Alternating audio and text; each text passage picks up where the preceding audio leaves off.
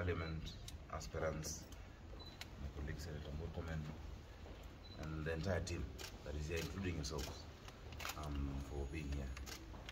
I've maintained from the beginning, and today I've issued a statement, I think with a lot of clarity, that all of this is a political witch hunt because I have the requisite qualifications to run for office of governor in Nairobi County. In fact, the admission of some involved in this process is that there's no candidate in the history of elections in this country who has gone through this type of scrutiny. And not just scrutiny, but also intimidation and coercion. On the 6th of June, I presented my credentials to the requisite authority, the competent authority, which is the Commission for University Education. They wrote to their counterpart, National Council for Higher Education, Uganda, who wrote to the issuing university, and they confirmed all of those credentials. And that is when I got issued with my letter at the end of the day. They had sat, and of course there were attempts to try and change that, but the CEO was very clear that he has to follow the law.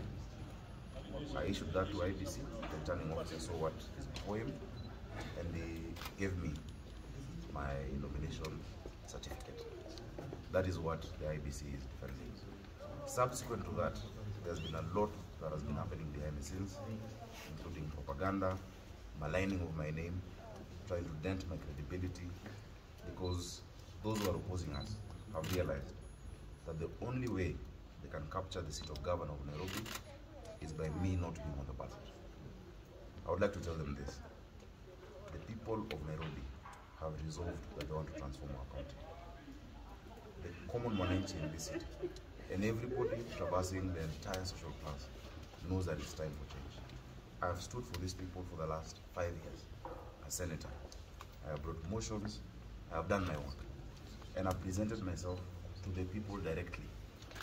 The people do not want any project, they don't want any placed candidate, they want to be able to make the decision for themselves.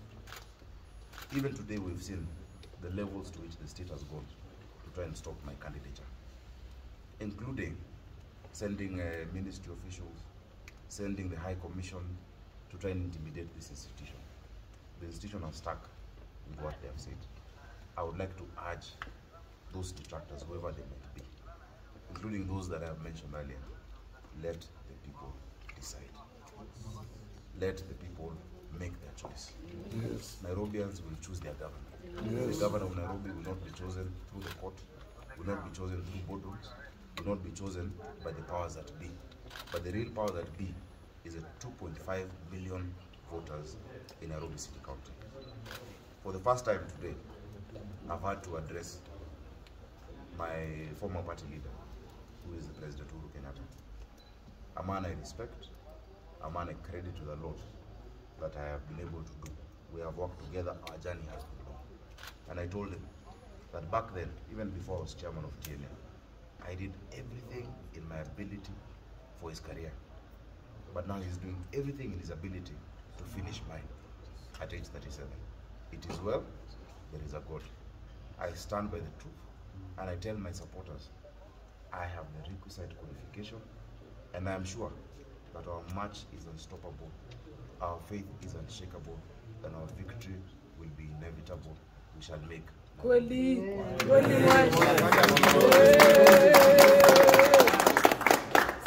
Siku zote. Thank you very much.